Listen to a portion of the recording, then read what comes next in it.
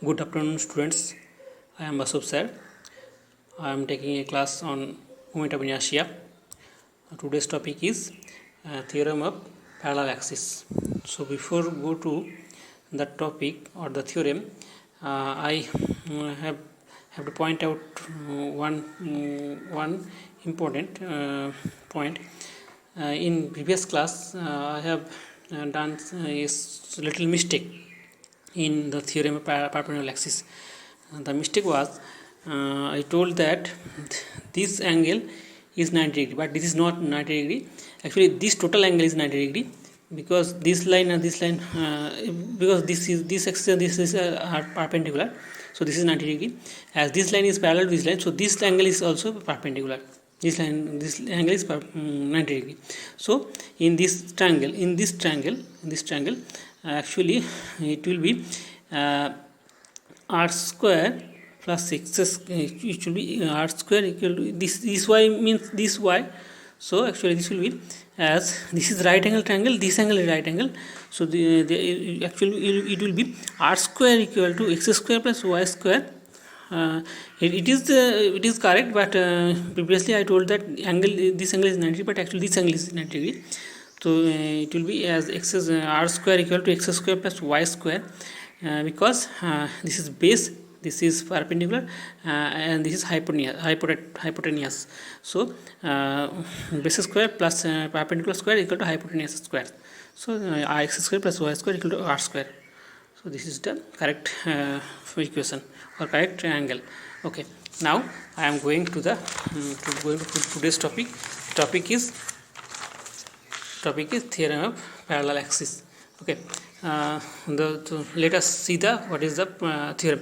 The theorem is, it states if the moment of inertia of a plane area about an axis through its center of gravity is denoted by Ig, that is a plane figure. The moment of inertia of a plane figure is given. Moment of inertia of that is which is Ig, and this Ig is about center of gravity of the plane figure. So the moment of inertia about center of gravity about an axis going to the center of gravity of a plane area is given. So and now then the moment of inertia of the same area about any other axis, that is AB, that is here moment of inertia about about the axis which is going to center of gravity is given, and moment of inertia about any other axis, that is which axis is not going to the CG. So moment of inertia about any other axis AB parallel to the first, that is that line AB or axis AB is parallel to the first line, that is which is going to center of gravity, parallel to the first and at a distance h from the center of gravity, that is the line through CG, and the other line AB, the distance is h from the center of gravity, that is the line going to center of gravity, and the other line, that is AB, and the distance between this is h. Okay, this is h, actually this is h. So as given, so now we have to prove that Ib equal to Ig plus h square. We have to prove that Ib equal to Ig plus h square, where Ib equal to moment of inertia of the inertia of the area about an axis AB, that is this AB, that is the moment of inertia of that figure about AB is IAB, and Ig equal to moment of inertia of that same area about the center of gravity, that is about a line which this line which is going to center of gravity. This is G, this is center of gravity, and here small a is the area of the section, that is total area of the area about circular section, and h is the distance between the line going to center of gravity, that is this line and this line, that is this h. So the h is the distance between this line and this line, so this is h. And so we have to prove that Ib equal to Ig plus h square. Now consider a small strip on the circle. This is the total circle. Now consider a small strip. This is small strip which area is delta A. total area A, so the area of the strip is delta A.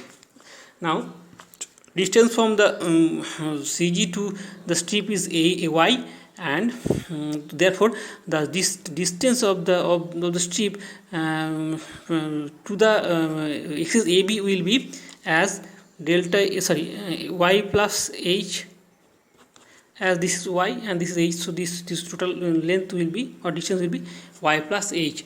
Now at first we have to, or we work out the moment of inertia of this strip. So moment of inertia of this strip will be as delta A into y square, because this is area is delta A, and moment of inertia about G, or about axis going to CG. So moment of inertia about CG will be distance square, that is y into y square into area. So moment of inertia of the strip about the passing through the center of gravity will be delta A into y square. So we know that the moment of inertia of the total area will be as summation of delta A into y square from the law, because if we know that moment of inertia of small strip is something, therefore if we integrate integrate the moment of inertia, then we can get the total moment of inertia of the total area. So that is integration or summation. So therefore the mi of the, or moment of inertia of the total area will be summation delta A into y square. That is this is Ig, because this is the moment of inertia going through the CG. So Ig equal to this. And now moment of inertia of that now moment of inertia of the whole section about AB will be as moment of inertia of the whole section about AB. This will be as this will be denoted as IAB. Moment of inertia of the total whole section about AB, about line AB or axis AB. This can be denoted as IAB. It will be as summation of delta A into h plus y square, because the moment of inertia of the strip about this line will be as area into distance, will be as area into distance. Here distance is y plus h, so moment of inertia will be this is this square, h y plus square, area into distance square. Moment of inertia of the strip about this line will be this, and the moment of inertia about this line of the moment of inertia of the total area about this line will be summation of this. So this IB equal to summation delta A plus h square. Now therefore it can be write as delta A h square plus y square plus 2hy equal to summation delta A into h square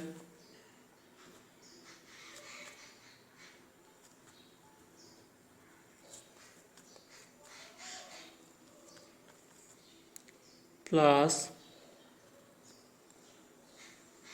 y square delta A plus a plus whole square equal to a square plus b square plus 2ab in this formula. So now multiplying this 2 into summation of this part, summation of delta A into 2 into h delta A into 2 into h into y, or it may be written as summation of 2hy into delta A at the end. So this will be as this part summation of delta A into h square. So this can be write as A into h square, because the area of the small part is delta A, total area will be summation of delta A. This is therefore this is A is the total area, and h square, this part is equal to this, plus similarly this part will be as Ig, because previously this is Ig delta A into y square, summation delta A into y square. So this is Ig, plus this part will be 0. Why? I am telling you that because consider this part, consider the portion delta A into y from this total portion. Consider delta A into y, which is separated. Summation delta A into y. This is the algebraic sum.